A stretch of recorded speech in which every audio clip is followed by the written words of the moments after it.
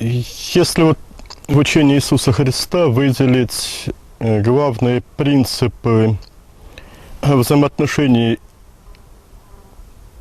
между людьми, человека к человеку, человека к людям, то главной будет следующая заповедь, которая вот в некоторой литературе даже выделяется и называется золотым правилом. Не делай другому того, чего не желаешь себе. Вот это один из важнейших постулатов христианского учения, учения Иисуса Христа, христианства. И вот сюда, в эту заповедь, укладываются многие другие заповеди Иисуса, очень многие, и не мсти за себя, и так далее, и так далее. Это все можно, каждый будет прав, если займется сам анализом данного принципа. Но вот эта половина данного раздела учения: не делай вот этого, а что делать? Вот на это Иисус отвечает другой заповедью: возлюби ближнего твоего, как самого себя. То есть нужно... О чем эта заповедь? Здесь нужно увидеть глобальный стратегический принцип подхода к своему месту в эволюции, к осознанию своего места в эволюции, в эволюционном процессе сознания и в реализации своего, в исполнении, в реализации своей роли. Возлюби ближнего – это ведь не только... Во-первых, кто такой ближний? Ближние – это вовсе не те свиньи и псы, и не фарисеи и книжники. Это все относится ко всем временам, не только к тому, к иудеи той поры, 2000 лет назад, но в каждом обществе, особенно в нашем российском обществе, вот всего этого больше, чем достаточно. Оно переполнено всем этим. Ближние – это те, кто идут эволюционным путем, не причиняя вреда живым существам, понимая замысел Бога в отношении нас, следуя этому замыслу, соучаствуя активно в эволюционном процессе. Это духовные подвижники, это ближние. Ну и вот мы уже говорили о том, что нужно не только возлюбить как себя, то есть все мы являемся, что значит как себя, ощутить всех других, вот этих самых ближних, как единую рать в эволюционном процессе, движущуюся для того, чтобы помочь Богу в его эволюции, обогатить его собою. В этом есть проявление нашей любви к Творцу. Не всякие телодвижения делать перед изображениями Творца, а участвовать в исполнении его замысла. Вот в этом проявляется любовь к Творцу.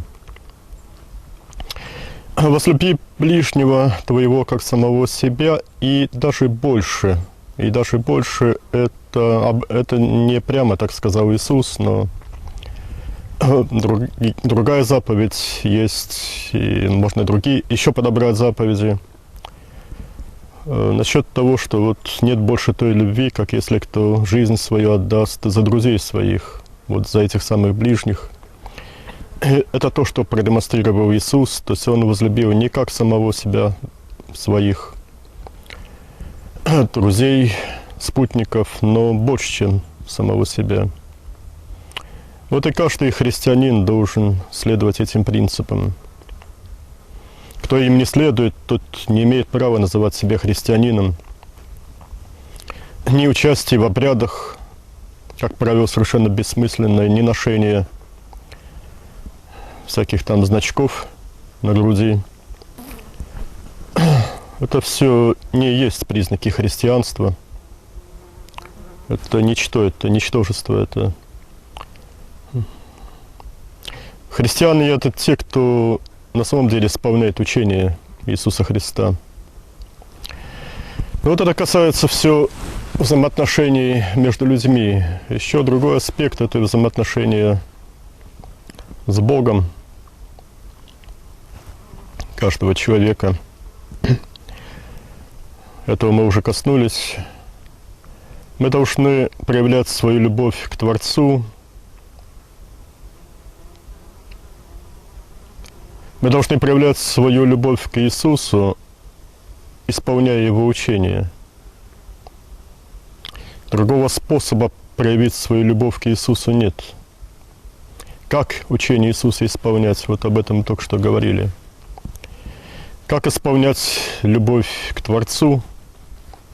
Именно через соучастие в эволюционном процессе, в реализации Его замысла.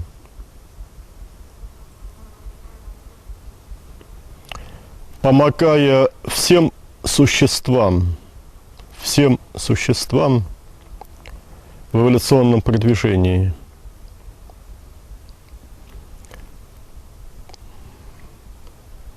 Вот можно говорить, обозначить эту дорогу как вектор от тьмы внешней, от ада к Творцу. Вектор, пронизывающий слои многомерного пространства.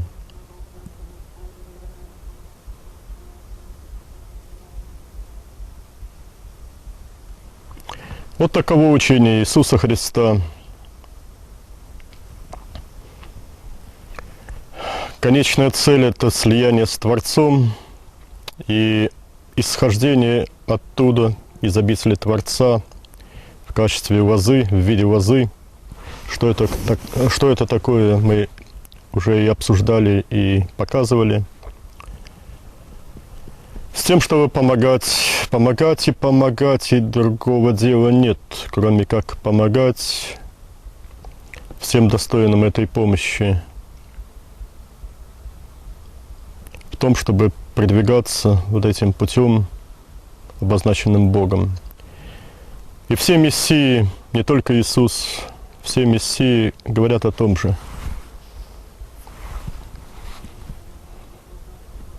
Нет, не было и не будет мессии истинного, который говорил бы о чем-то другом, кроме этого. Говорят только разными словами, в соответствии с языками, с культурой данной среды, где они произносят эти слова, с уровнем развития религиозной духовности в данном обществе. Отвечаю на вопрос. Ситуация с аватарами на Земле в настоящее время и в ближайшем будущем.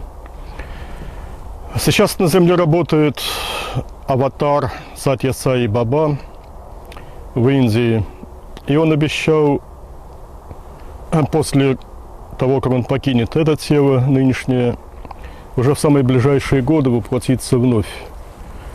Но, по-видимому, это будет воплощение в Индии.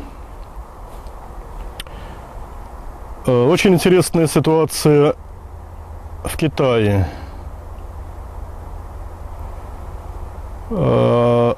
Воплотил часть своего сознания снова в Китае Хуанди. Вот он мне уже много лет назад говорил о том, что собирается воплотиться, потом, что вот уже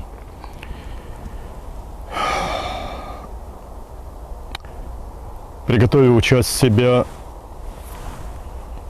для воплощения через тело одной из его китайских учениц. И вот сейчас в Китае растет мальчик, около 2 лет ему.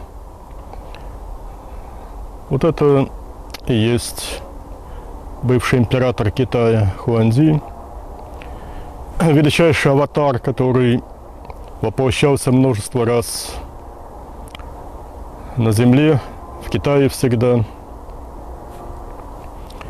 И вот теперь очень интересная ситуация будет развиваться в Китае, Ну, это, разумеется, когда мальчик подрастет, новый мессия грядет для китайской цивилизации. Но огромная проблема стоит в том, что очень трудно мессии добиться признания людьми. Слишком враждебно люди, которые привержены уже какой-то догме, религиозной или атеистической, воспринимают новых мессий. Но также на американском континенте работает Дэвид Копперфильд, мессия, который показывает, но не говорит почти ничего, ну, по крайней мере, на широкую публику.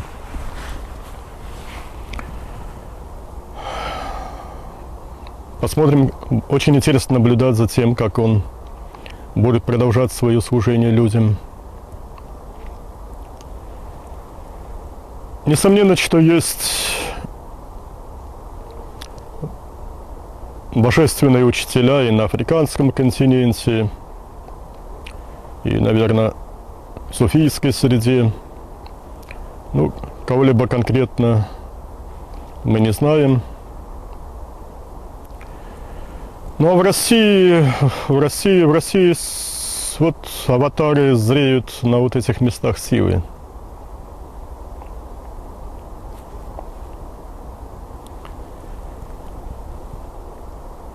И вот еще в связи с тем, как развиваться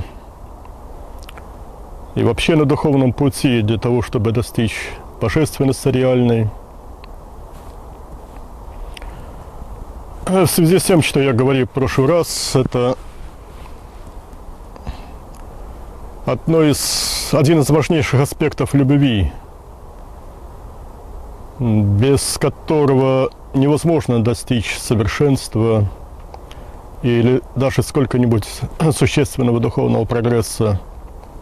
Это заботливость, заботливость о других, развивающихся, эволюционирующих позитивно существах, прежде всего людях. Я сейчас об этом продолжу таким образом свою мысль, потому что вспомнилось изречение апостола Павла: «Я для всех был всем». Вот это было им сказано в эпоху его интенсивного проповеднического служения по созданию и руководству общинами раннехристианскими. «Я для всех был всем». Вот это великие слова. И когда я с ними познакомился впервые, вот это стало лозунгом для меня. И вот я именно так жил. Старался для всех быть всем. И вот что здесь еще важно, это не только развитие в себе любви, но и развитие аспекта мудрости через познание психологии человеческой. Этот путь труден, потому что пытающийся помогать другим людям на духовном пути встает в ту ситуацию, когда люди его не понимают. Но для человека нет другой реальной возможности познать психологию, разнообразие психотипов, психологических особенностей других людей, кроме как вот через интенсивное служение им. По книгам этого не выучишь. Психология, как она преподается в современных вузах, она в этом отношении совершенно бесполезна. Ну или почти бесполезна. Психология ведь это же наука о душе, психос, душа по-гречески. Но у нас и в атеистической, и в чуть-чуть религиозной психологии и западной, и российской, но душа-то и не изучается.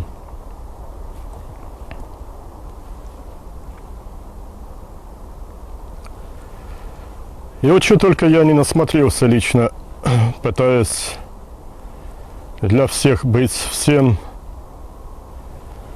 Ну вот помню, это я и описывал в книгах, когда я боролся за благополучие своих учеников с КГБ в эпоху еще начала нашей работы, так называемые советские времена еще. Оказывалось, что те, ради кого я жертвовал своим благополучием, они там писали письма, принимая все то, что я говорил, они, тем не менее, вот, писали письма во всякие партийные инстанции против меня. Для чего? Но оказывается, лишь для того, чтобы посмотреть, как я буду на это реагировать. Они хотели вот таким вот образом, вот жаргонное слово, достать меня. Очень многие понимали,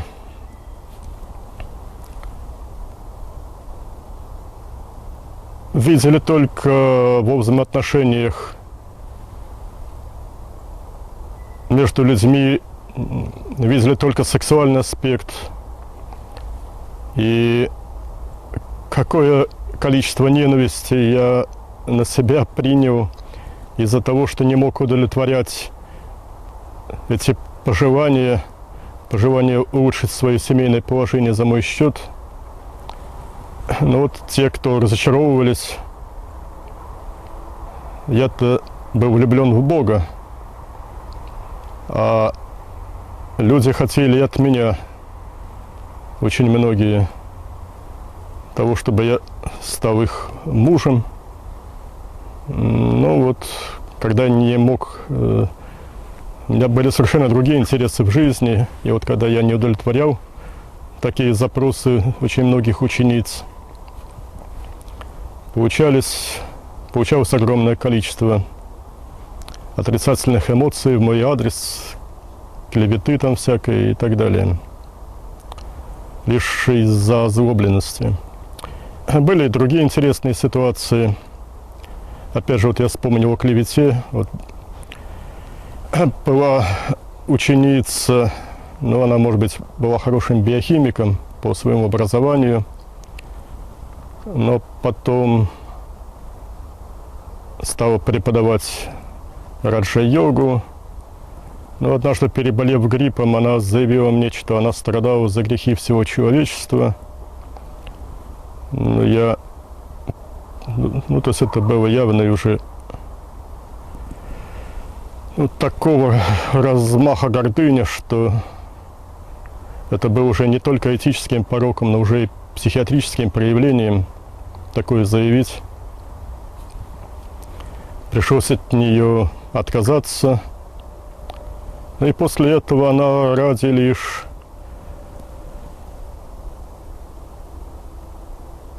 повышения собственного престижа в глазах ее учеников через клевету многократно клеветала публично на меня с той единственной целью, чтобы поднять свой личный престиж в глазах других. Но это вот все несмотря на то, что я не только знаний очень высокого уровня и огромное количество ей дарил. Я еще дважды до этого спасал жизнь ее тела. У нее была манера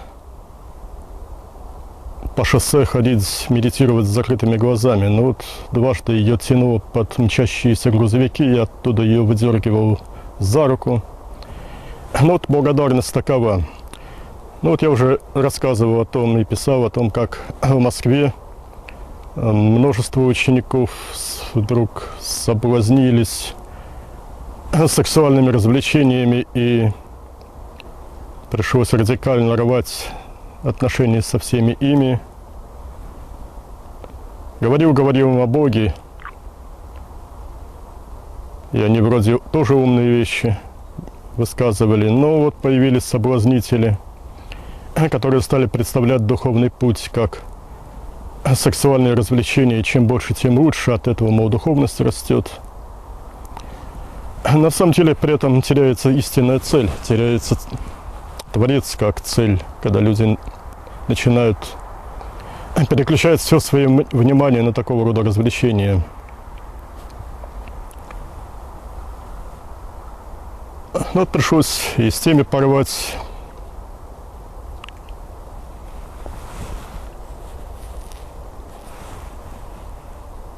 И вот убийцы даже нашлись. Это опять же те люди, ведь, которые питались от нашей школы. Я уже об этом говорил. Питались знаниями от нашей школы, там что-то занимались, но встав на ложный путь ложного, тоже извратившегося преподавателя.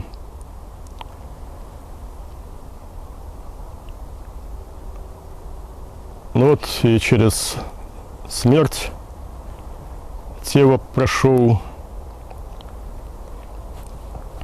через такого рода Голгофу. Через полгода примерно после нападения наступила смерть от болевого шока.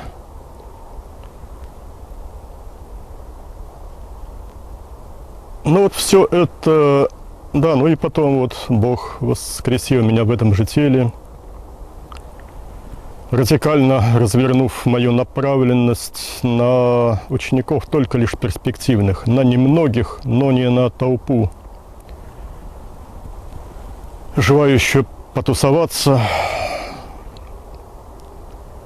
толпу, которая движет любопытство, а только на тех, кто на самом деле достойны высоких духовных посвящений. Ну и вот фактически данный уровень наша школа стала приобретать именно с тех пор.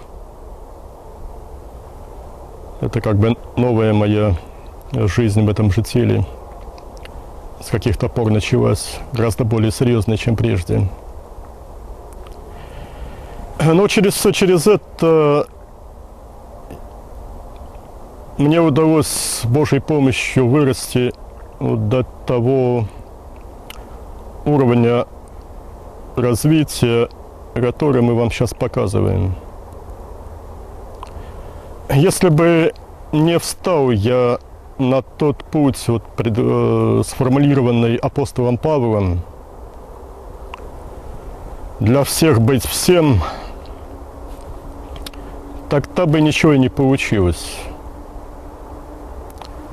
Этот путь, эту ступень развития для всех быть всем неизбежно должен пройти каждый, кто желает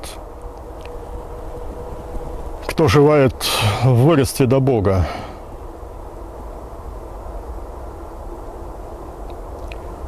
Только через это появляется реальная возможность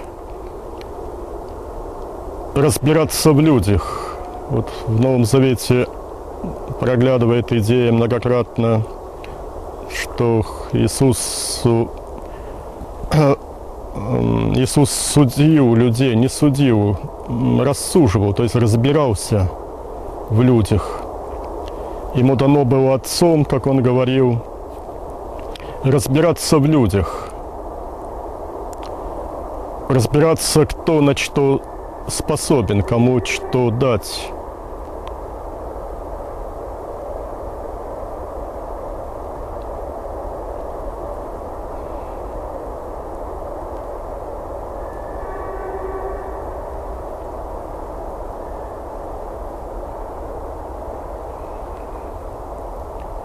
Только через это можно приобрести жизненный опыт, необходимый для совершенства. Поймем, что Бог есть главный психолог, главный душевед. И вот для того, чтобы дорасти до Бога, мы тоже должны научиться в том числе этому, стать душеведами, психологами. на самом высшем уровне, познав главную суть фундаментальной психологии. Вот наши книги, их можно рассматривать как книги по методологии духовного совершенствования или как книги по фундаментальной психологии. Это одно и то же.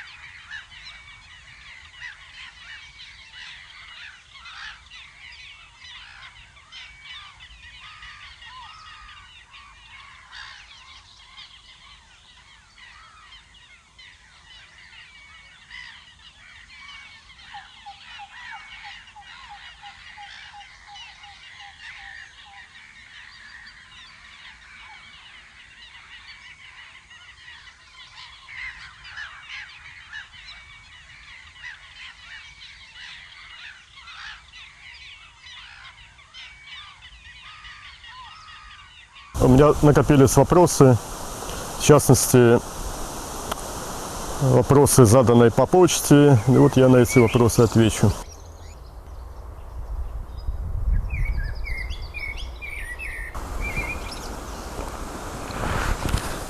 Вот первое письмо я зачитаю полностью. Значит, здравствуйте, уважаемый Владимир Васильевич. Я прочитал некоторые ваши книги и решил написать вам, чтобы узнать ваше мнение по поводу одного интересующего меня вопроса. В классических текстах по йоге говорится о том, что человек, сохраняющий семенную жидкость, то есть сдерживающий эякуляцию, приобретает многие блага. В хатха-йоге Прадипике говорится следующее. Йогин, который может контролировать бинду, то есть семя, побеждает смерть, потому что смерть приходит при растрате семени, и жизнь продлевается его сохранением. Это подразумевает либо целибат, отказ от сексуальных отношений, либо тантрический секс без семяизвержения, так называемая брахмачария. Одна из заповедей, составляющих яму, первую ступень восьмеричной аштанга-йоги. Существует множество упражнений хатха-йоги, призванных канализировать энергию, являющуюся тонкой составляющей семенной жидкости с последующей трансмутацией ее в магнетическое излучение, оджас или теджас. В связи с этим у меня к вам возник вопрос не только как к учителю йоги, но и как к ученому-биологу. Каковы физиологические последствия процесса удержания семени? Как и во что при этом переходит семенная жидкость? Почему это не вредно и не опасно? Не может ли это вызвать застойных явлений в организме? Существуют ли научные источники, где подробно изучался бы вопрос преобразования и трансмутации в организме семенного материала? С уважением и так далее. Ну вот, я отвечаю, значит, мир вам и так далее. Первое. Хатха-йога – это пред-йога, это еще не йога. Она не подразумевает познание Творца и вообще чего-то достаточно ценного. Она предназначена лишь для приведения в относительный порядок тела. Поэтому на мудрость тех, кто работают на этой ступени, рассчитывать нельзя. Это же относится к идеям сохранения семенной жидкости. Это абсурд, ведущий к вреждению здоровью, к простатиту. Также овладение сексуальным аспектом любви является весьма существенным для развития функции анахаты, для утончения сознания. Только секс не должен быть эгоцентричным, плюс он должен быть с адекватным партнером. Ну вот этот вопрос мы, в частности, разбирали подробно в книге «Бог говорит» в разделе «Исконные учения Иисуса Христа». И в главах о биоэнергетике в книге «Как познается Бог». Третье. То, что вы называете тантрическим сексом, есть чудовищные извращения, есть биоэнергетический вампиризм. Это никак не может быть связано ни с каким духовным прогрессом. Четвертое. Брахмачария – это дословно путь брахмана, путь очарованности брахманом, а вовсе не то, что вы упоминаете с чьих-то слов. Пятое. Развивайте лучше себя как духовное сердце. Сейчас вы на ложном пути. Углубление в эту ложь может привести к развитию психопатологии. Шестое. Если уж говорить о том, что не должно растрачиваться при сексе, так это вовсе не материальная семенная жидкость, а сексуальная энергия удана. Существуют другие названия. То есть энергия чакры Свадхистаны. Ее надо действительно не растрачивать напрасно, а гармонично обмениваться ею с адекватным партнером. Успехов, Владимир Антонов.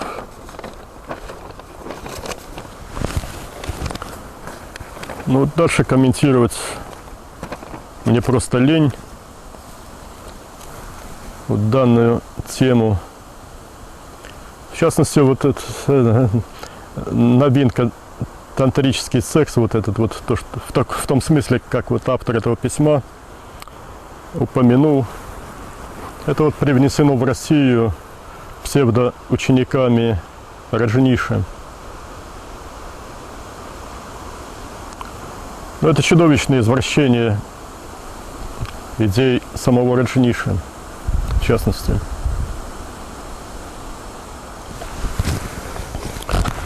Ну, другие вопросы. Какие вы посоветуете способы для поднятия кундалини? Ну, вот это тоже одна из тем, которые истинное знание, о которой растеряно людьми, утеряно. Масса есть всякой очень низкопробной литературы по поднятию кундалини, там преподают хатха-йоги, технику поднятия кундалини. Разумеется, ничего доброго ни у кого не получается. Это все за деньги делается. В духовном мире или псевдодуховном мире существует тоже коммерциализация, и очень часто на практике оказывается, что кто-то, еще даже не разобравшись в сути явления, уже начинает торговать им.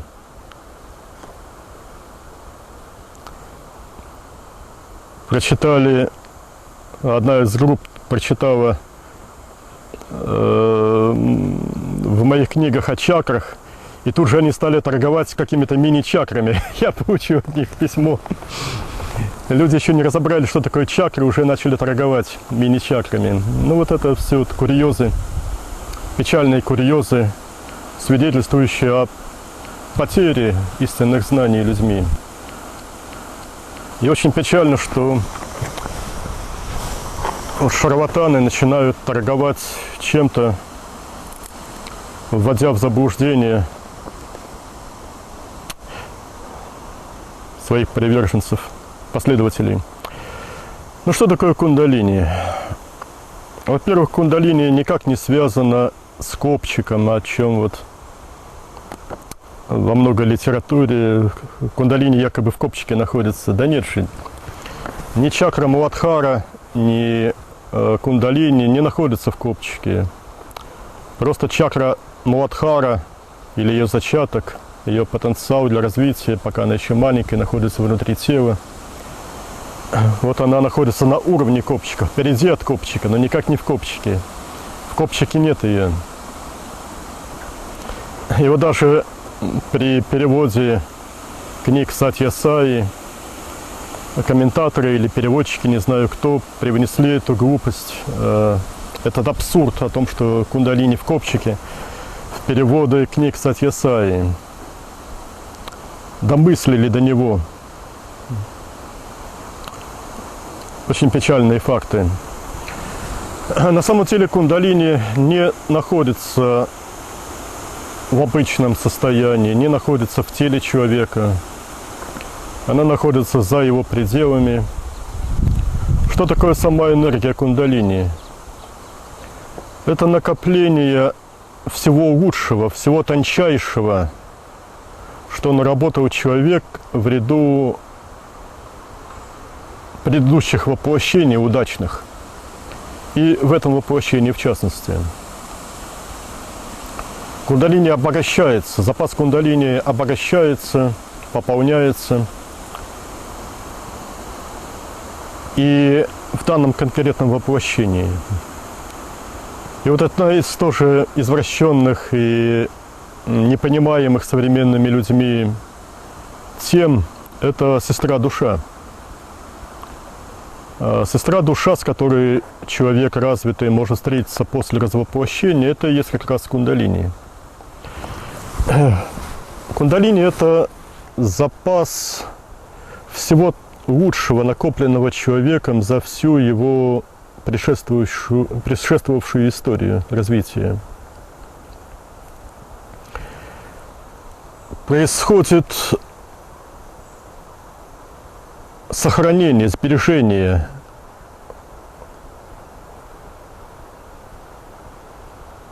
энергии сознания в лучших его проявлениях. Когда человек пребывает, существует в наитончайших состояниях сознания, вот тогда избыток энергии сознания переходит вот в это хранилище, резервуар, в котором находится энергия кундалини. Энергию кундалини можно рассматривать, изучать, руками трогать, созерцать. Интересно, что она находится не в свободном виде, а, ну вот говоря компьютерным языком, в виде архивированном. То есть она превращается как бы вот в скрученные спиральки, которые при выходе энергии из вот этой энергии, которая называется кундалини, при выходе этой энергии из хранилища и попадании ее в тело, прохождение через тело, вот эта энергия разворачивается, занимает несравненно больший объем, чем тот, в котором она пребывала до этого. Если развито, и в частности можно судить о перспективности ученика, наблюдая его кундалини. То есть перспективными оказываются на духовном пути, то есть способными достичь вот тех уровней развития, о которых мы говорим в этом курсе занятий. Способны достичь этого уровня только те, кто имеют достаточно большие запасы кундалини, то есть достаточно развитые люди в ряду прошлых воплощений.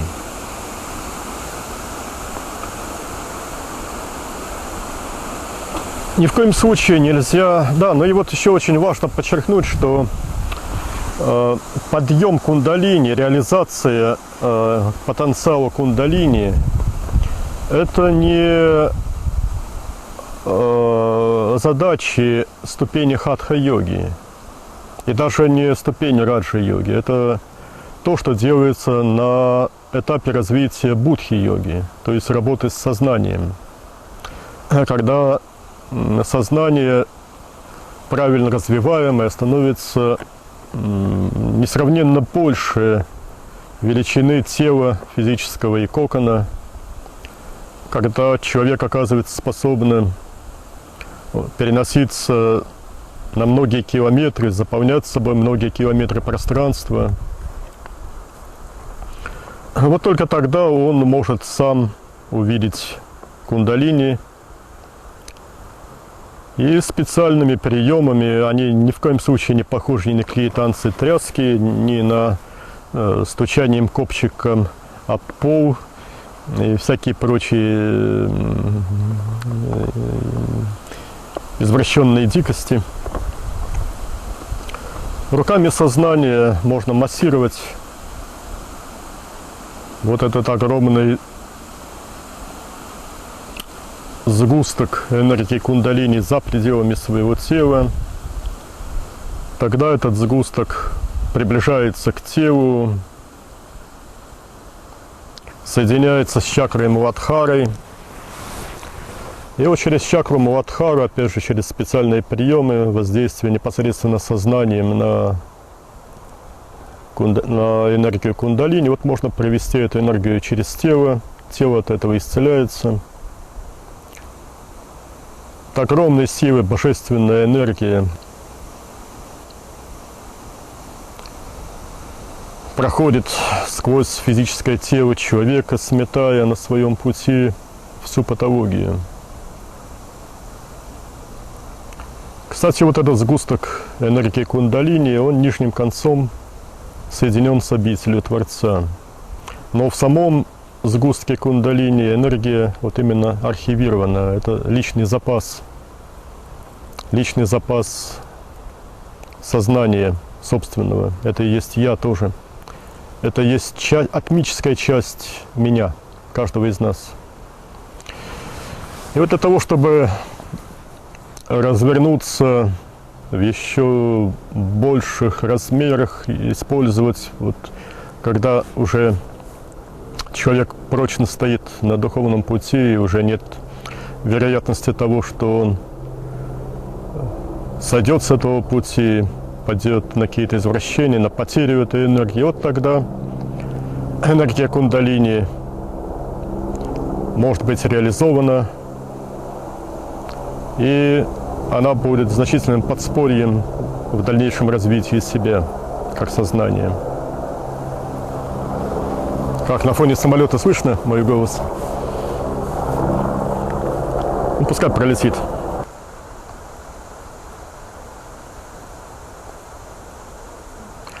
Вот работа с кундалини, в частности, описана в нашей книге «Экология человека в многомерном пространстве». Более подробно там можно прочитать. Ну а в нашей практике для подъема кундалини мы используем места силы, соответствующие для данной задачи. Несколько мест силы у нас есть. Ну и фактически эту проблему мы решаем, знакомим, по крайней мере, людей, учеников с подъемом кундалини, с реализацией функций кундалини, с проводом кундалини сквозь тело. Это все проблема одного дня. Ну и потом несколько дней нужно еще поработать лежа, потому что вот данная работа уникальна тем, что нужно один на один с кундалини побыть несколько дней лежа в лежачем положении, для того, чтобы провести ее сквозь тело по разным меридианам в более удобной позиции, и для того, чтобы научиться сливаться с этой атмической, собственной атмической энергией, научиться быть ею после того, как она прошла через все тело, прошла через чакру Сахасрару, через голову вышла. И при лежачем положении тела вот она оказывается как бы в виде мешка такого, который находится уже теперь по ту сторону тела. Вот еще вопрос насчет, письмо тут мне пришло, насчет фиолетового пламени, которое стало проповедоваться вот американцами, супругами, которые назвали себя пророками. И определенное распространение эти идеи получили и в России после перевода их книг. Ну вот что здесь надо сказать, что сама по себе методика интересна и заслуживает внимания, но это лишь вырванная из целой лестницы духовного восхождения одна ступенька. С обеих сторон от этой ступеньки, в том, как представляют себе эту работу последователи данных американских писателей, с обеих сторон от этой ступеньки у них пустота. Первое, что нужно сказать, что вся работа с фиолетовым пламенем, которым прожигается тело, она становится возможной только из развитой чакры анахаты. Вот если мы имеем большущее духовное сердце уже, вот только тогда эта работа осуществима. Если этого нет, если люди, которые еще не научились даже входить в анахату, пытаются это делать, то все это реализуется только на уровне создания мыслеобразов в голове. И поэтому ни малейшей эффективности от таких тренировок просто нет. В частности, сами вот эти американцы, судя по их портретам опубликованным, они не имеют развитых духовных сердец. И поэтому даже они сами не смогли реализовать данную методику. Ну и второе. Люди, которые даже кому удается правильно провести данную тренировку, она на самом деле может принести хороший успех, дает эффект исцеления. На определенном этапе кое-что исцеляется от прижигания тела и кокона фиолетовым пламенем. Но проблема вот в чем, что фиолетовое пламя, оно наиболее созвучно эону протопракрити по энергии своей. И вот люди, которые на этом зациклились, которые увлеклись слишком сильно данной методикой и не видят, не имеют никакого продолжения, вот они программируют себя. Вот если они развоплотятся, то они программируют себя на жизнь без тела, после смерти тела, в эоне протопракрити. А это совершенно неадекватно действительным нуждам человека. Этот эон не приспособлен для жизни в нем. И вот об этом, в частности, Хуан Матус упоминал, о том, что есть эоны, есть пространственные миры, в которых нас ждет тотальное одиночество и тоска, и вот только бы вырваться оттуда, единственное желание остается. Ну вот это в том числе как раз и говорилось об эоне протопракрити. Так что в целом эта методика в таком виде, как она, в виде кусочка такого отрывочного ступеньки из целой лестницы, она не может рассматриваться как полезная методика. Хотя если она включается в общую структуру духовного развития, то она на самом деле может принести большую пользу на какое-то время. Вот вопрос, кто из лучших учеников, из личных учеников Иисуса Христа достиг самореализации в обители Творца? Прежде всего, это апостолы Андрей и Филипп. Это те апостолы Иисуса, которые реально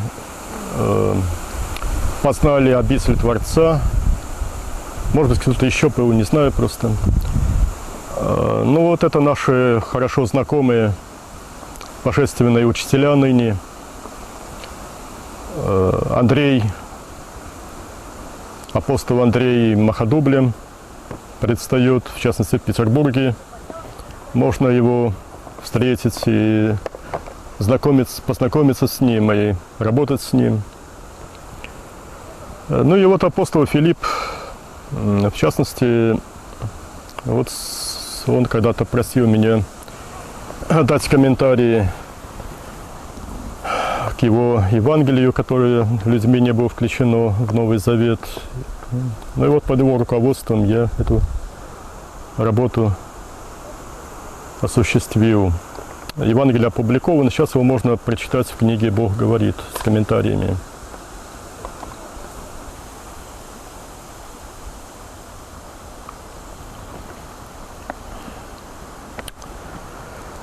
Ну вот еще,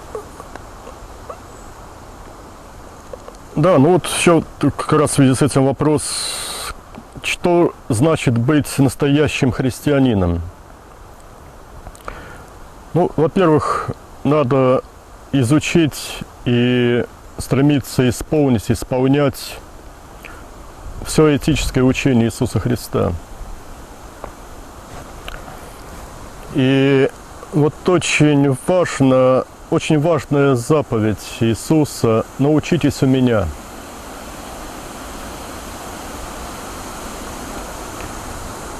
Он показал нам пример того, какими мы должны быть.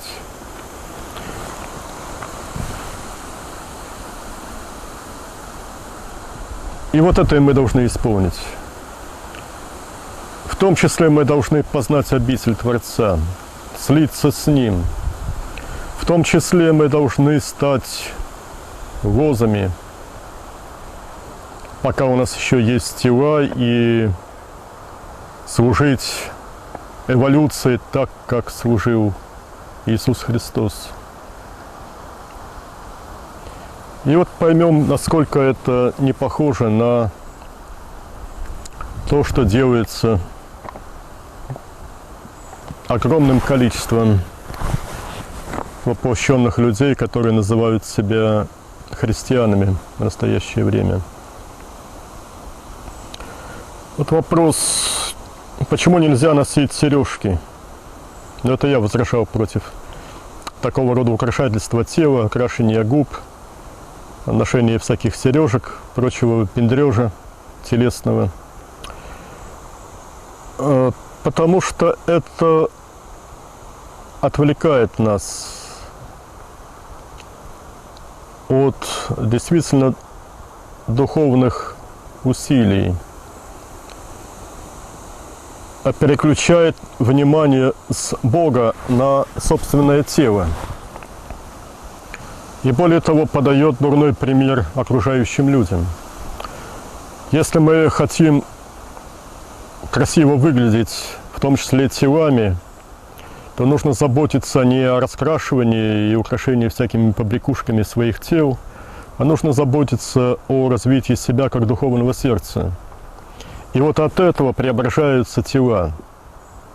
Радикально преображаются. Месяца за два из уродины человек превращается в сияющее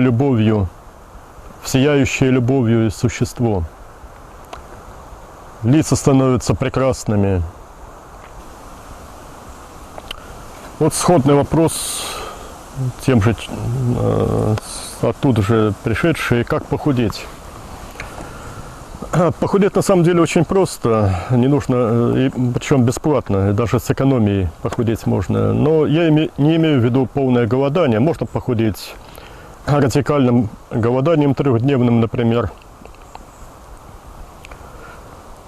Тело на самом деле худеет, но можно похудеть еще более, да, ну заодно очищается биоэнергетически, выздоравливает от там ряда недугов.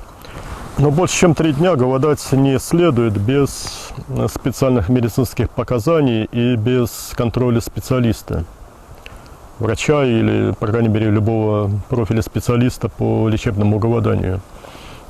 Потому что при более длительном, чем 3-дневное голодание могут начаться очистительные процессы каких-то серьезно больных органов.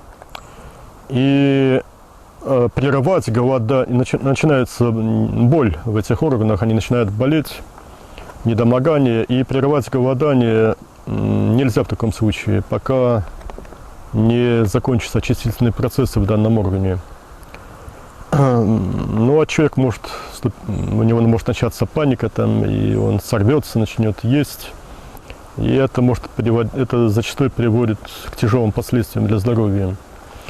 А трехдневное голодание такого эффекта дать не могут. Но есть еще более простой, удобный и более эффективный способ похудения. Это поголодать день с водой. Если голодать, то только с водой. Ни в коем случае никогда не голодать без воды. Это не физиологично. Потому что именно через воду с мочой выводятся продукты, которые должны быть выведены из организма при голодании. Может очень сильно пострадать, и такие случаи есть, если голодать без воды. Сухое голодание, так называемое. Если голодать только с водой. И вот с водой, с приемом жидкости, воды именно, чистой воды, кипяченой или минеральной, мы голодаем один день, а потом переходим на вот такую специальную диету для похудания. Для чего голодать один день? Для того, чтобы сбить стереотип, сложившийся годами стереотип жратвы. А потом вот мы после однодневного голодания очень легко можем жить много дней, столько, сколько нужно для достижения полного эффекта, на такой диете: пить подслащенную воду.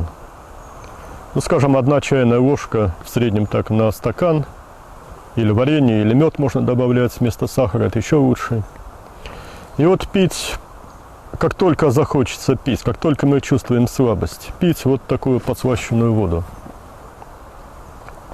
Чрезмерно пить мы не будем, не хочется, но как только вот мы ощущаем жажду или слабость, вот выпить стакан, кружку вот такой подслащенной воды. И это позволяет сохранить работоспособность, при этом сохраняется перистальтика кишечника, что очень важно. И при наличии углеводов, сахаров в крови, распад жира тканевого происходит быстрее. Вот это очень важно.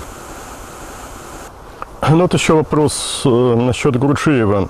Что ценного в его учении? Ну, Георгий Гурджиев — это был очень интересный человек, его можно назвать одним из крупнейших психологов начала 20 века.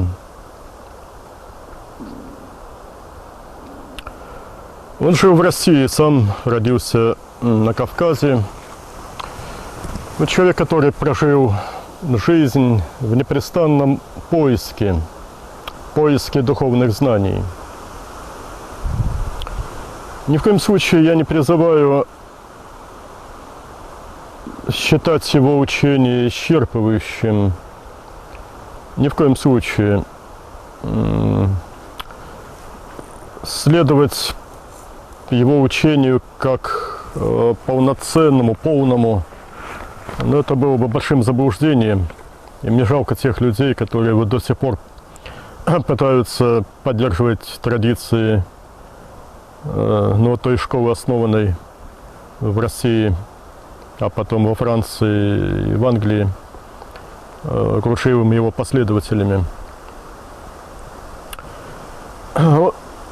Гурджиев он путешествовал, у него была страсть к путешествиям, он собрал очень много интересных, ценнейших знаний по монастырям, по монастырям христианским и суфийским.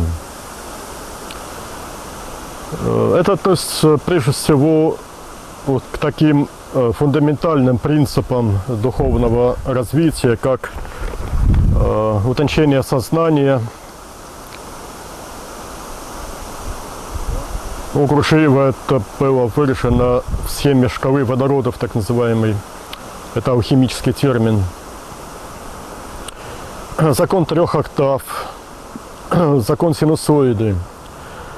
Вот это, пожалуй, наиболее ценное. Да? Но вот еще можно упомянуть саму постановку вопроса о кристаллизации сознания. Вот 4 положения учения Гурджиева, которые представляют величайшую и величайшую ценность и всегда будут ценны. И вот на этих принципах, в частности, строилась работа нашей школы с тех пор, как мы познакомились с учением Гурджиева. Мы реализовали его. Не те, кто до сих пор продолжает танцевать танцы, которые Гурджиев когда-то в виде эксперимента затеял, или всякие там хоровые исполнения каких-то песнопений. Но это все мелочи, которые, в которые можно было поиграть, какую-то ценность они несли, но слишком малую, чтобы в это упираться. Ну вот еще раз повторю, что принцип утончения сознания, вот этот принцип был донесен до людей Гурджиевым. Закон синусоиды, в чем он состоит? В том, что за каждым духовным подъемом, который следует за получением новой порции знаний, нас обязательно начинает тянуть вниз. Это устраивает Бог, это устраивают наши божественные учителя. Создаются условия для того, чтобы испытать нас, испытать, насколько для нас ценны оказались вот те полученные знания. Или мы от них тут же откажемся, как от не очень ценного, не очень нужного, не принципиального. Ветер старается заглушить меня.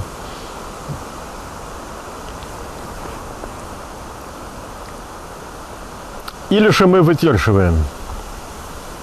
Мы не должны позволять упасть, снизить свой потенциал. Мы должны удержаться на достигнутой высоте. И тогда мы получаем новое восхождение. И снова нас потом влечет вниз. И так далее. Вот так продолжается всю жизнь. Обязательно Бог испытывает на прочность нас, когда мы становимся чуть-чуть лучше. Закон 3 октав Гурджиева, о чем он говорит? О том, что каждый человек, желающий продвигаться, преуспеть на духовном пути, он должен работать именно по 3 параллельным направлениям, не меньше. Если меньше, то он не сможет продвинуться, не сможет двигаться быстро. Первое направление, или, как говорил Гурджиев, 1 октава, это личное самосовершенствование, приобретение новых знаний, новых медитативных навыков. Второе. Личная помощь вполне конкретным людям, ученикам собственным. Мы должны отдать обязательно другим то, что мы получили сами.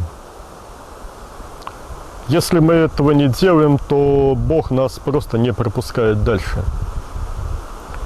Закон отдавания – это закон, установленный Богом, один из принципов, важнейших принципов позитивной эволюции. Об этом Иисус говорил неоднократно. Бог не может дать человеку больше, чем человек отдал другим людям. Это и в Евангелии Иисуса Христа эпохи Водолея, и в Евангелии, написанном Леви, о жизни Иисуса. Ссылки на эти работы есть в моих книгах.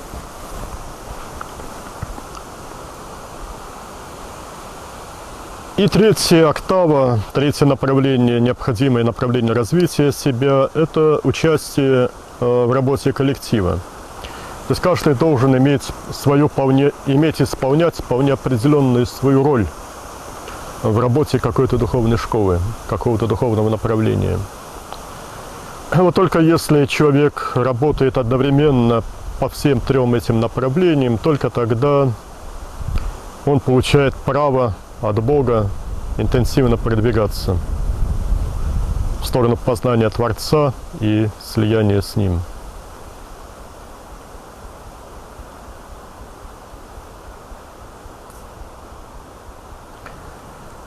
Ну, самое первое, вот что каждый должен сделать, если хочет по духовному пути идти, вот может стать вопрос, а с чего же начать? Вот я пока еще ни по одной из этих октав не работаю, что же вот делать? Ну, самое первое, что нужно делать, ну, самое начало, старт вообще любого движения духовного каждого человека, это начать помогать всем во всем добром. Это одна из заповедей Бога, один из принципов работы духовной. Об этом говорит царь Исаия Баба сейчас. Начать помогать всем во всем добром. Бескорыстно помогать. Не ради себя, а ради Бога, ради эволюции. Вот это и есть принцип служения, принцип карма-йоги. И тот, кто не делает этого, он не имеет права на духовное продвижение. Начинать нужно именно с этого.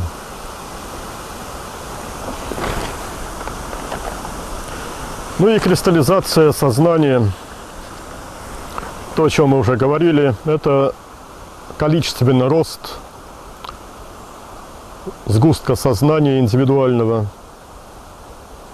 сознание от миниатюрных размеров, ограниченных пределами какой-то чакры тела, должно вырасти до того, чтобы заполнять собой планету Землю и галактику. И тогда вот мы можем рассчитывать на то, что сольемся с Творцом в Его обители.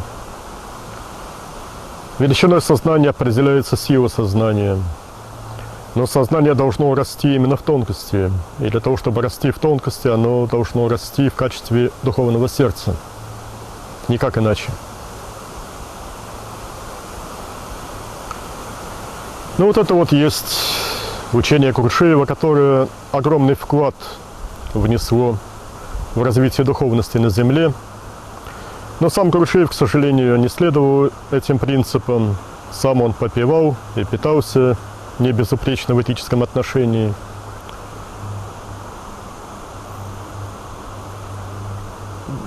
Но для людей сделал очень много. Для нас в частности. Ну и последний вопрос, что такое сектантство? Сектантство – это отступление от учения Бога. В чем состоит учение Бога?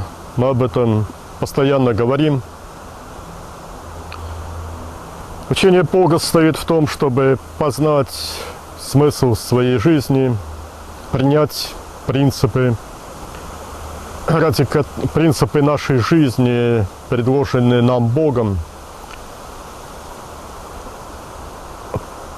стать соучастником Творцу в реализации Его замысла в отношении нас. Мы должны ощутить себя участниками вселенского эволюционного процесса развития сознания.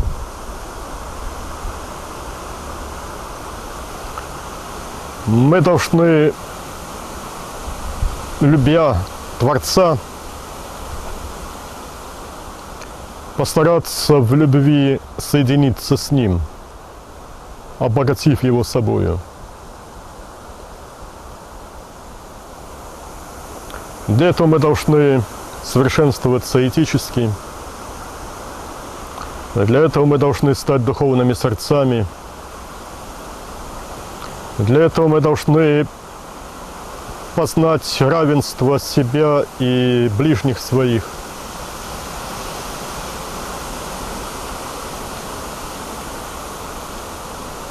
Для этого мы должны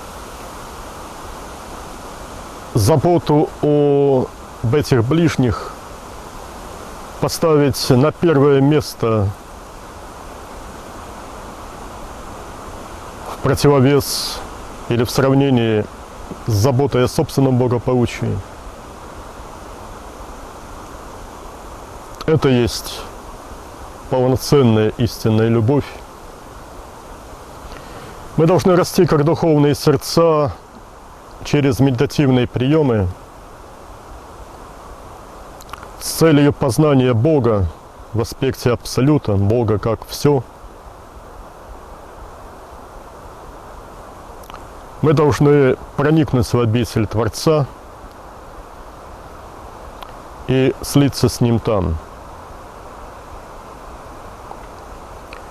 Вот это вот и есть реализация учения Бога. Учение, которое никогда не менялось радикально, которое существует вечно для всей Вселенной, во все времена.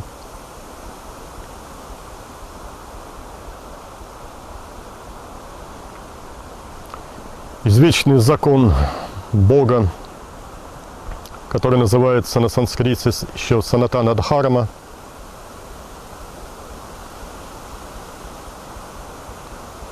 А вот те, кто отступают от этого закона,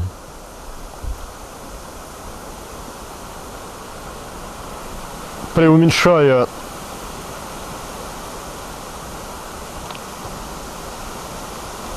то, чему учил Бог,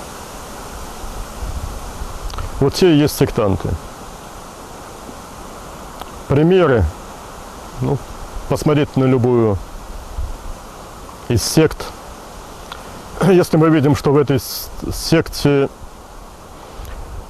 Бога Отца понимают как летающего человечка, вот уже и разговаривать тут не о чем больше. Члены этой секты не понимают ничего. Если мы видим, что вся духовная практика состоит в том, чтобы исполнять ритуалы, участвовать в ритуалах и кормить жрецов, которые эти ритуалы обеспечивают и проводят, и ничего больше. Вот, пожалуйста, еще один пример секты. Если мы видим, что в учении данной группы людей все внимание на секс направлено, или как можно больше заниматься сексом, от этого там вы будете расти духовно, или наоборот категорически против, ни в коем случае. При этом Бог исчезает из поля зрения людей. Вот еще один пример сектантства. Ну и масса таких примеров, мы об этом уже говорили много. Дальше будем думать сами. Это очень ценные уроки. Самостоятельная практика. Научиться отличать ложь от истины. Ну вот, успехов желаю на этом пути всем.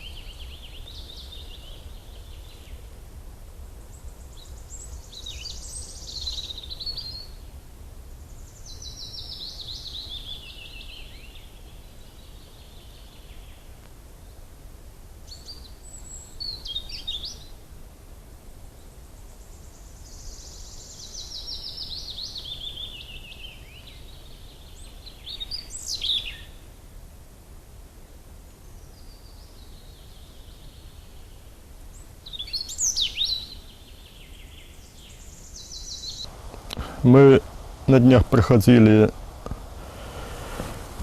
через место, любимое Дэвидом Копперфильдом. Ну вот он, как всегда, встретил нас с протянутыми к нам руками сознания, так метров на 20. Обнял нас очень ласково. Мы, конечно, тоже его изо всех сил приветствовали, обнимались. И он, в частности, мне сказал, что вот через Машу он даст стихотворение очередное, чтобы вот она обратила на это внимание и приняла и записала. Ну вот это сбылось. Значит, это откровение от Дэвида Копперфильда в стихах. Подарить отцу любовь – это значит жить в отце. Жить всегда, даже когда твое тело жгут в огне. Отступают страх и боль, отступает даже смерть, если ты живешь в отце и живет в тебе Отец. Научитесь у меня, отодвинув смерть рукой, жить в слепящей чистоте, жить под моей пеленой.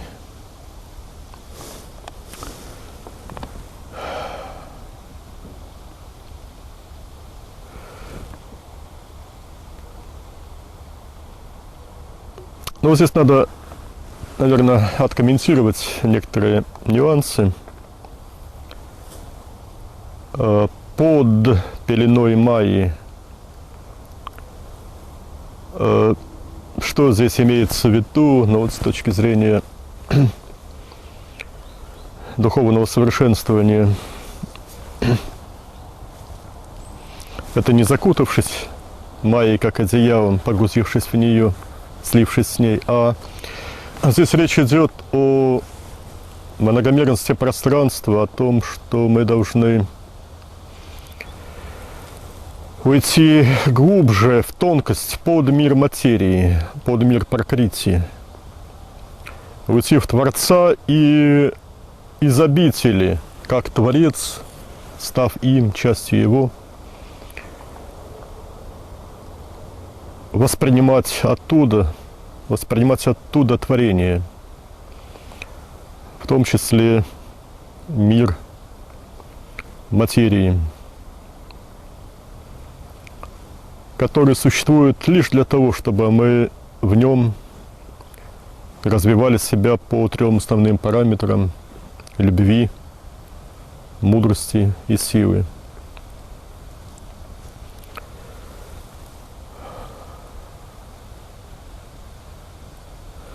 Вот об этом же говорил другими словами Сатья Сай Баба.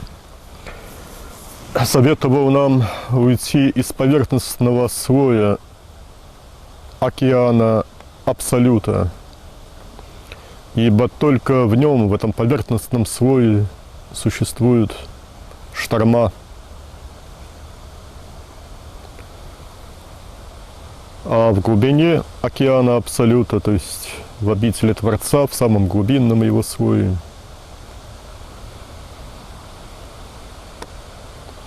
вот та самая слепящая нежная чистота.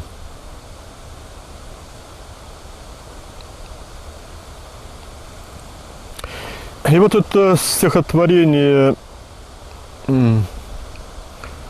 еще содержит ту тему, вот как достичь вот того, чтобы жить, не будучи затрагиваемыми вот этой майей, Как этого достичь? Этого достичь можно только став духовными воинами. То, о чем очень много говорил Хуан Матус, то, о чем очень много говорил Бабаджи. Это все в книге «Бог говорит», можно подробно прочитать.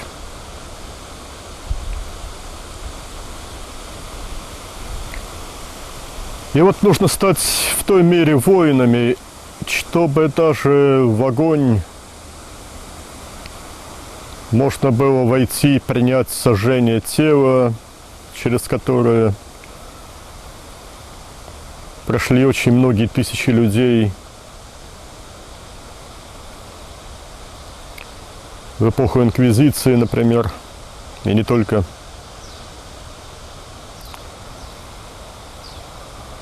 Войти в огонь, принять сожжение тела, не ощущая тела. Вот всему этому реально научиться. Как? Ну, например, через методику моржевания.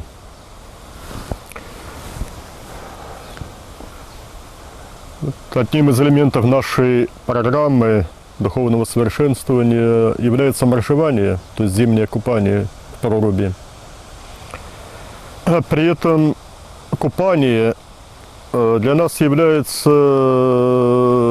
ну вот не тем, вот наблюдал я, как некоторые моржуются, сигарету изо рта вынул, бросил ее в снег и вниз головой прыг в прорубь, вылез стакан водки, ну и доволен. Можно идти гордиться совершенным подвигом там. Друзьям рассказывать, какой я, вот, мол, крутой. А для нас моржевание имеет совершенно иную цель. Это медитация, это укрепление себя в медитациях.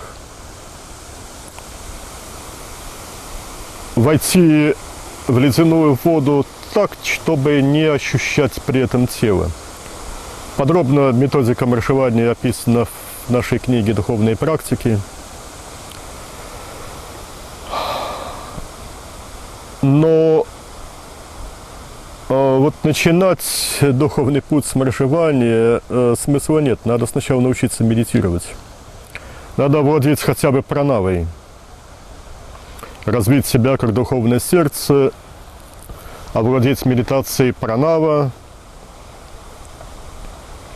стать пранавой и из нее руководить телом, которое опускается, погружается в воду ледяную, при этом не ощущая ее, потому что сознание из тела почти полностью выведено, слито со Святым Духом. И вот также, вот это вот есть модель еще более крутого испытания, но точно так же вот можно научиться через этот прием однажды, если придется пройти через это испытание, то вот так же войти в огонь или принять сожжение, не ощущая тела, будучи в Творце. Вот именно об этом Дэвид и говорит. Жить в Отце всегда, даже когда твое тело жгут в огне. Вот это один из уроков, которые мы должны освоить в этой майе. Элементом майи является тело.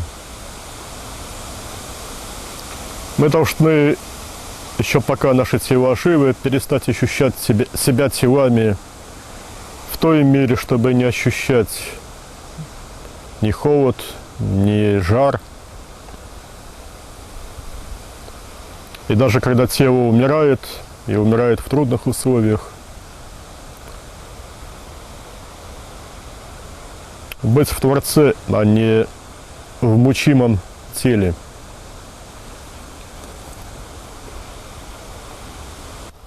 Еще обращу внимание на строку вот из этого стихотворения прекрасного.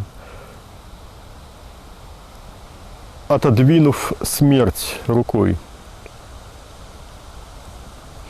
Это не только образ, символ. Здесь и прямое значение может быть увидено, усмотрено. На самом деле человек, развивший себя как сознание, прошедший ступени будхи-йоги, научившийся жить и действовать, жить в обители Творца и действовать из нее, способен исцелить себя даже от самых сложных болезней, таких как, например, рак. В частности, вот Дон Хуан Матус, когда Кастанеда рассказал ему о его знакомой, которая была больна раком, и вот спросил, как можно ей помочь, Дон Хуан ответил, что вот пусть она рукой отгоняет от себя болезнь, и тогда у нее будут шансы исцелиться. Но вот Кастанеда этого не понял, он понял про физическую руку, передал этот совет этой своей подруге, но говорит, что она была уже настолько слаба, что не могла двинуться рукой какой, конечно, физической. Но Дон Хуан-то имел в виду руку не физическую, а руку сознания. И вот так вот рукой сознания, причем рукой соответствующей сегменту тела, продольному сегменту. Если слева, так левый, если справа, так правый. Можно исцелить себя от любой болезни.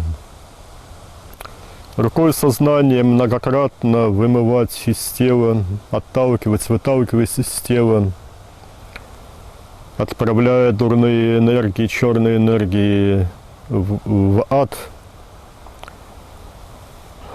Много дней подряд работая, но не непрерывно, конечно, когда есть силы, работая таким вот образом, можно исцелить себя на самом деле. Любая болезнь, имеющая инфекционную или энергетическую природу, отступит.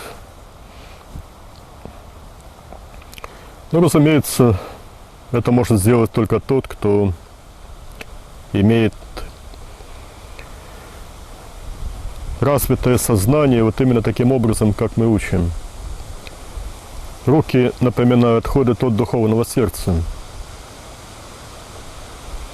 Вот Дон Хуан, в частности, многократно повторял Кастанеде и другим ученикам своим про руки сознания.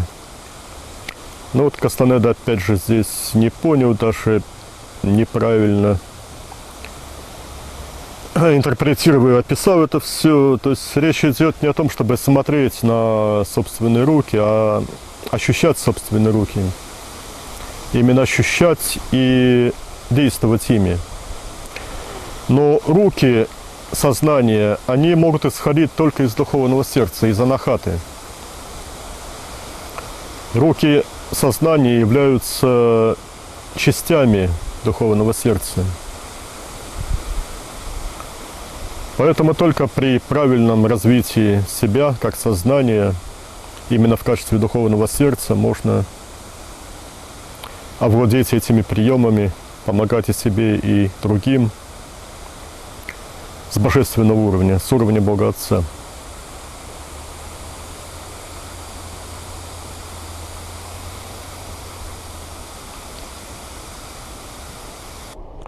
Вот отвечу на вопрос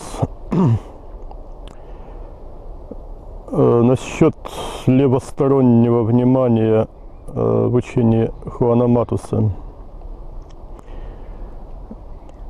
Что такое левая сторона? Левая сторона, ну вот, индейская школа, которая, ясно, что не обладала терминологическим запасом, присущим другим школам, ну, скажем так, индоевропейской духовной культуры. И вот они пытались какие-то новые для себя явления обозначать каким-то образом, облачать в словесную форму для того, чтобы, ну, можно было общаться друг с другом.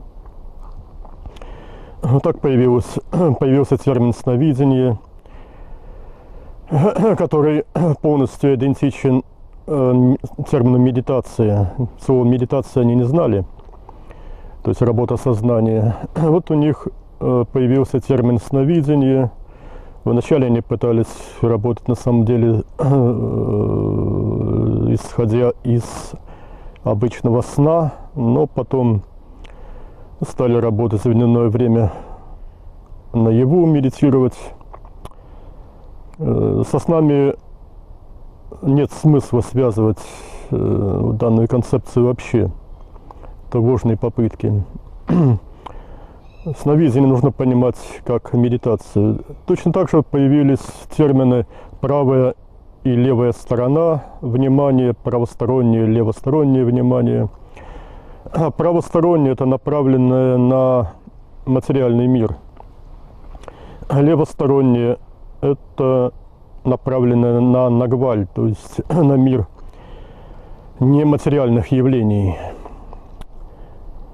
Но вот еще все-таки, вот чтобы лучше понимать глубину, колоссальную глубину достижений той школы Хуана Матуса, вот необходимо упомянуть о совершенно другом понимании, на совершенно другом уровне работы, понимании вот левой и правой сторон. Речь здесь идет и школа Хуана Матуса работала над этим. Кастанеда этого не понял, но вот отголоски этого явления, то есть этих вот ступеней развития, работы в книгах Кастанеды есть. Речь идет о делении кокона на 4 продольных сегмента.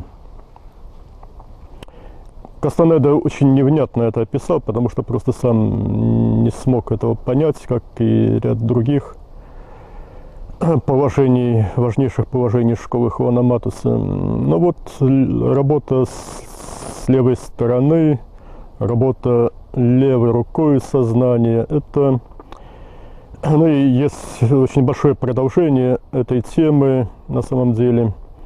Это все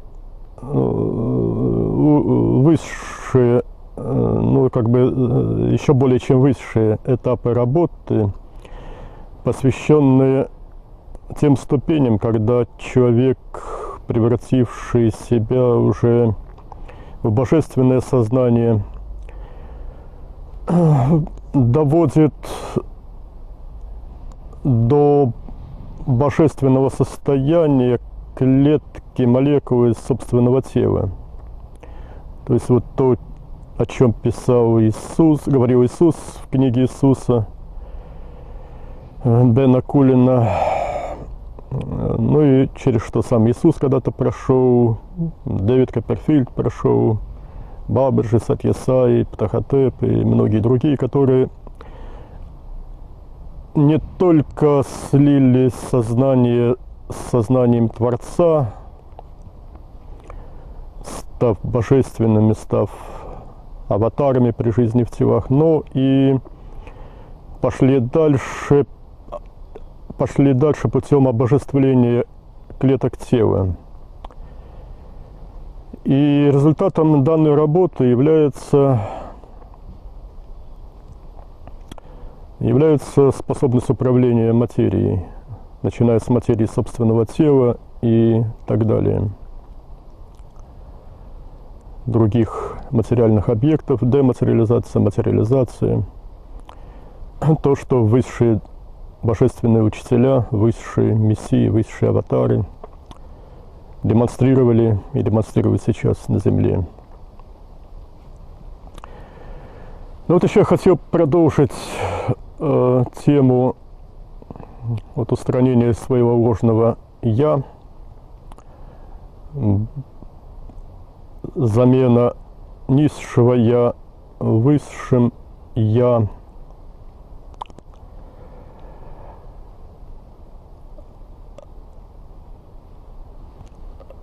Вот Бог ведь, вот в частности Иисус, Иисус, и не только Иисус, все об этом говорили, они постоянно говорят об альтруизме, о том, что истинная любовь – это самопожертвенная любовь во благо других.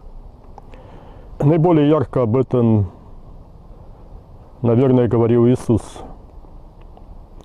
Повторяться сейчас не буду, мы это уже обсуждали. Ну вот менталитет большинства христиан, то есть людей, называющих себя христианами, на самом деле такими вовсе не являющихся. Потому что ведь что такое христиане? Христиане – это не те, кто прошли через обряд, или там это можно назвать таинством крещения, не те, которые носят кресты на шее, тем более крестоносцы носят кресты, и они это не является признаком принадлежности к христианству, ношения материального символа на своем теле. Истинное христианство – это исполнение учения Иисуса Христа. И вот большинство людей, в том числе считающих себя христианами, совершенно не способно даже понять, они настолько эгоистичны, а эгоистичность является как раз признаком доминирования вот этого самого низшего примитивного «я», что настолько они не являются христианами, что даже в других людях, которые жертвуют собой ради них, они не способны увидеть альтруизм.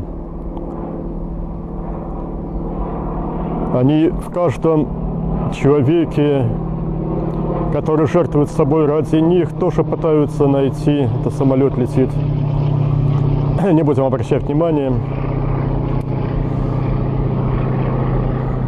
В каждом человеке, который ради них жертвует собой, они пытаются усмотреть присущий им самим эгоизм в каждом такого рода поступке, потому что они сами не могут представить себе, что можно жить иначе.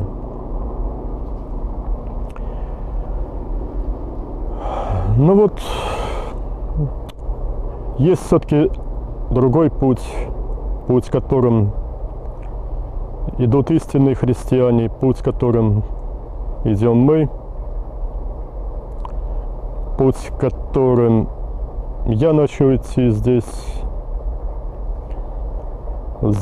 под Петербургом. Я вот никогда не мстил ни тем, кто клеветали, ни тем, кто предавали, ни даже тем, кто убивали мое тело. Я никогда не мстил. Если бы я вовлекся в этот процесс мщения, то никогда бы мне не удалось достичь ничего большого.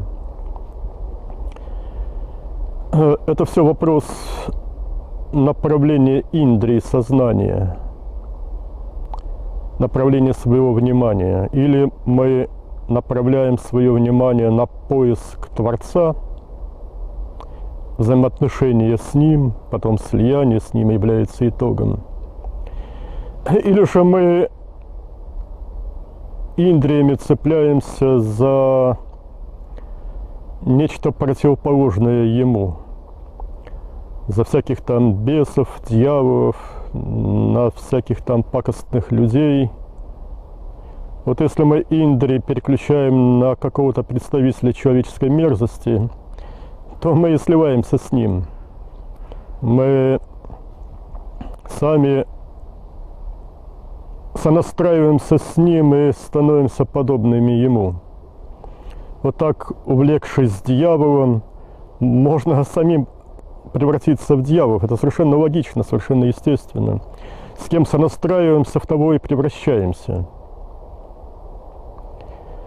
Это все естественные препятствия на духовном пути, которые мы должны научиться преодолевать.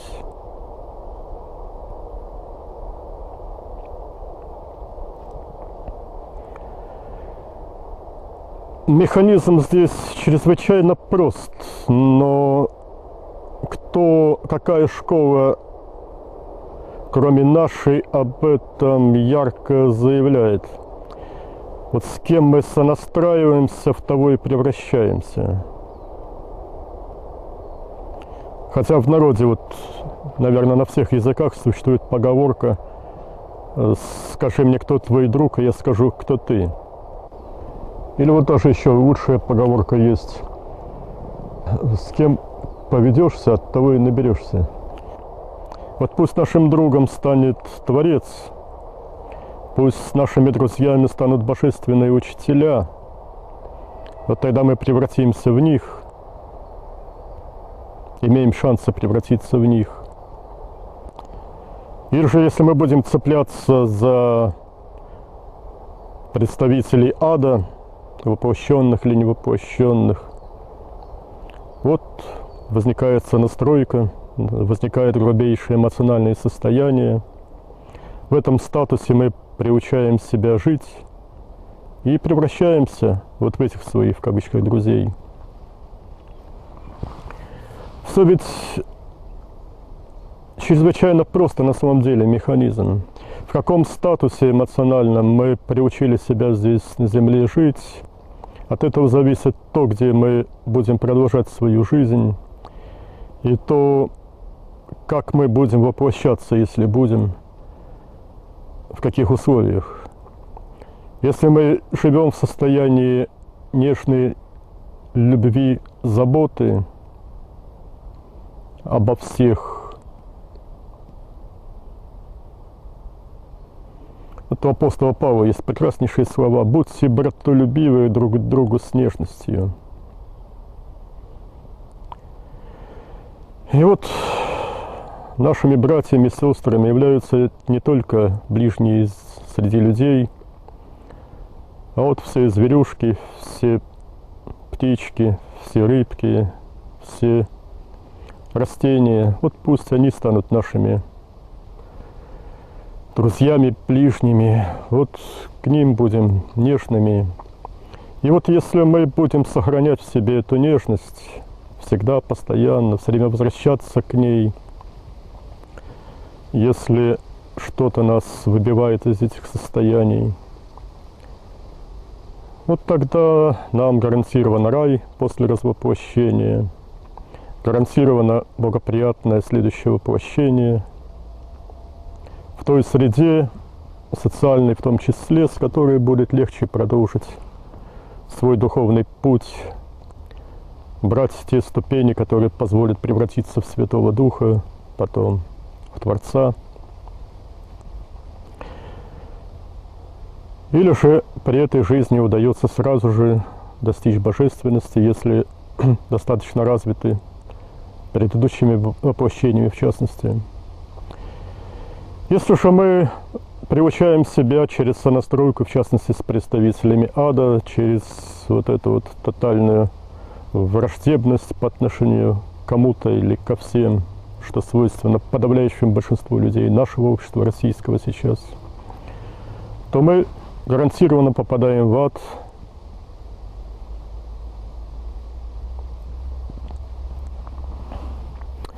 И нет никаких шансов избежать этой судьбы. Никакие молитвы, никакие обряды, даже если их обзывать таинствами, ничто не поможет. Будем жить в аду, снова дурно воплотимся в адских условиях земных.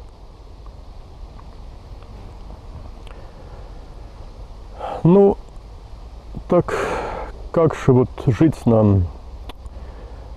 Вот мы уже говорили достаточно много о том, что нужно жить в положительных эмоциях,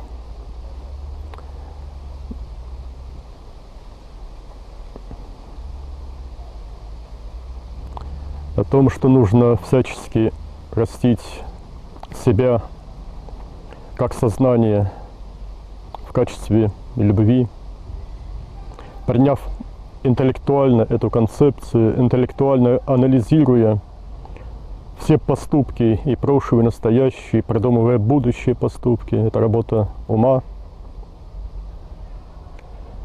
Анализируя и свою жизнь, и преображая ее. Плюс необходимо развивать себя в качестве духовного сердца. И вот как это делать? Вот этому мы посвятили очень много времени сейчас, объясняя, показывая, как это делается. Только если мы превращаемся в огромное духовное сердце, если мы идем путем утончения себя как сознания, только в этом случае для нас может стать реальностью живой Бог. Но божественные учителя, предстающие обычно в виде махадублей, для воплощенных, они есть везде. По-видимому, на всей поверхности Земли можно их встретить. Если устанавливаются контакты с ними, то если с ними подружиться, наладить диалог, наладить взаимоотношения, то они будут приходить, любой из них, по первому зову, даже вне пределов соответствующих им мест силы. Но только попрошайничать перед ними не следует. Вот эгоцентризм человеческий, о котором мы говорили раньше, он приводит к тому, что не только к окружающим людям, не только к окружающим живым существам, но даже к Богу люди относятся вполне эгоцентрически, требуя у Бога чего? Земных благ себе. На самом деле почти никогда Бог не удовлетворяет вот такого рода эгоистичные запросы воплощенных людей. Удовлетворение таких запросов противоречит самому смыслу эволюции сознаний во Вселенной. Кстати, вот кто-то может возразить из тех, кто считают себя христианами, что вот Иисус-то вот в Господней молитве, так называемой, сказал, рекомендовал нам молиться о хлебе насущном. Но в том-то и дело, что Иисус рекомендовал противоположное. Вот данный пример является типичной ситуацией извращения учения Бога. Иисус ведь говорил диаметрально противоположное. В греческом подлиннике Евангелий говорится как раз о хлебе надсущном, то есть о нематериальной пище, о которой мы должны просить Отца Небесного. Не земные блага, а блага, так сказать, небесные предлагает нам Бог. И не Он должен служить нам, ублажая нас здесь на земле, а мы должны служить Ему. Альтруистичность нашей любви должна распространяться не только на воплощенных живых существ, но и на Бога в аспекте Творца. Ну, давайте пойдем этим путем все. И обретем и себе благо, и другим. И желание Творца, Его замысел в отношении нас удовлетворим. И да проявится вот таким вот образом наша любовь к Нему.